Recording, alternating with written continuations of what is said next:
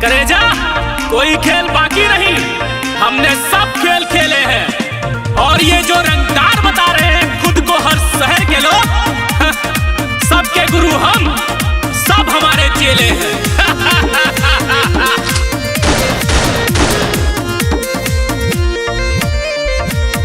हमसे मत भिड़ना बाबू, बहुते झमेला है। अरे महाराज रे, हमसे मत भिड़ना बाबू, बहुते झमेला है। मिर्जापुर गुरु बाकी सब जिला चेला है। मिर्जापुर गुरु बाकी सब जिला चेला है। बच्चा बच्चा तान के सीना चलता अकेला है। मिर्जापुर गुरु बाकी सब जिला चेला है। मिर्जापुर गुरु बाकी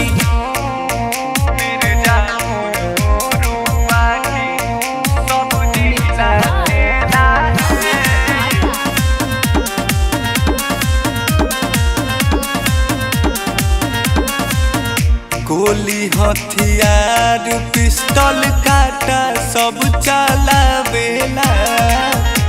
डेंजर जिला में नाम मिर्जापुर के आवेला। अरे रंगदारी तो यही से शुरू होला हो। गोली हथियार पिस्टल काटा सब चलावेला। डेंजर जिला में नाम मिर्जापुर के आवेला। ऐसा कोई खेल नहीं जो हमने ना खेला है।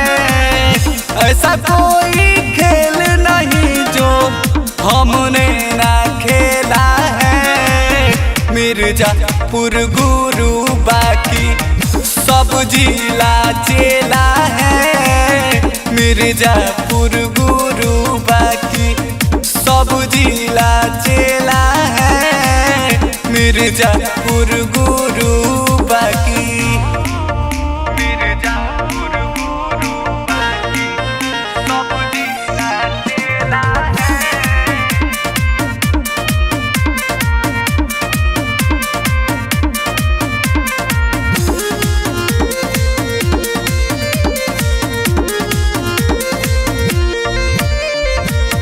करी रंगदारी नहीं सहिले हम ताब हो।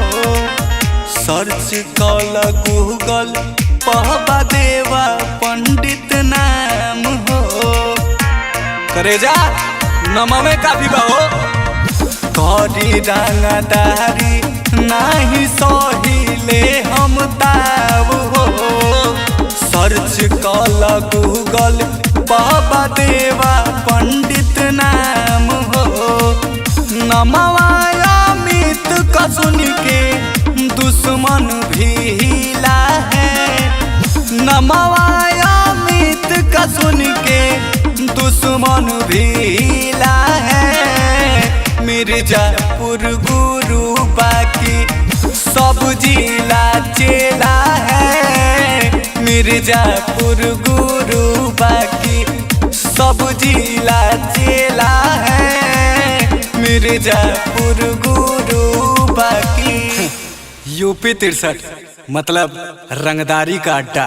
क्या बुझले रे।